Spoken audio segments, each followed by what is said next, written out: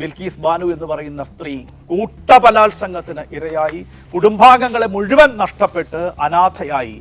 പോയോ ബിൽക്കീസ് ബാനുവിനെ കാണാൻ പ്രധാനമന്ത്രി നരേന്ദ്രമോദി? പോയോ? ഗുജറാത്തിൽ അദ്ദേഹം മുഖ്യമന്ത്രിയായിരുന്നല്ലോ, കണ്ടില്ലല്ലോ. 11 പ്രതികളെയും ജയിൽ മോചിതരാക്കിയത് BJP സർക്കാരാണ്.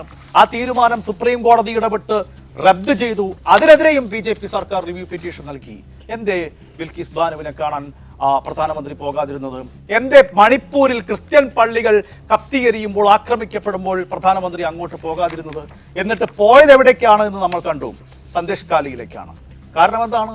അത് ബംഗാൾ മമതയ്ക്കെതിരായിട്ടുള്ള ഒരു പൊളിറ്റിക്സിന്റെ ഭാഗമായാണ്. അപ്പോൾ മണിപ്പൂരിൽ 10 മാസത്തിലധികമായി ആക്രമണം നടക്കുമ്പോൾ, തെരുവിൽ ആക്രമണം നടക്കുമ്പോൾ, ക്രിസ്ത്യൻ പള്ളികൾ ആക്രമിക്കപ്പെടുമ്പോൾ, ക്രൈസ്തവർ ആക്രമിക്കപ്പെടുമ്പോൾ ഒന്നും അങ്ങോട്ട് പോകാതിരുന്ന പ്രധാനമന്ത്രി നരേന്ദ്രമോദി ജർമ്മനിയിൽ ക്രിസ്മസ് മാർക്കറ്റ് ആക്രമിക്കപ്പെടുന്നതിൽ തനിക്ക് വേദനയുണ്ട് എന്ന് CBCIയുടെ ആസ്ഥാനത്ത് പോയിട്ട് പറയുമ്പോൾ അതത്ര ആത്മാർത്ഥമാണ് എന്ന് നമുക്ക് തോന്നുന്നില്ല. അതുകൊണ്ട് തന്നെ ഇപ്പോൾ തൃശൂർ ഭദ്രാസന മെത്രാപ്പോലീത്ത പറഞ്ഞതുപോലെ ഇത് മോദിയുടെ നാടകമാണോ എന്ന് ചോദിച്ചു കഴിഞ്ഞാൽ എനിക്ക് അക്കാര്യത്തിൽ സംശയമില്ല ഷാനോസെ. ഇതെല്ലാം മോദിയുടെ ഒരു നാടകമാണ്. കാരണം രാജ്യത്ത് രാഷ്ട്രീയക്കാരിൽ നിന്നും ഏറ്റവും മികച്ച അഭിനേതാവിന്, നടന് ഒരു ദേശീയ അവാർഡ് നൽകുകയാണെങ്കിൽ അത് 2014 മുതൽ 2024 വരെ തുടർച്ചയായി 10 വർഷവും നരേന്ദ്രമോദിക്ക് കിട്ടുമായിരുന്നു.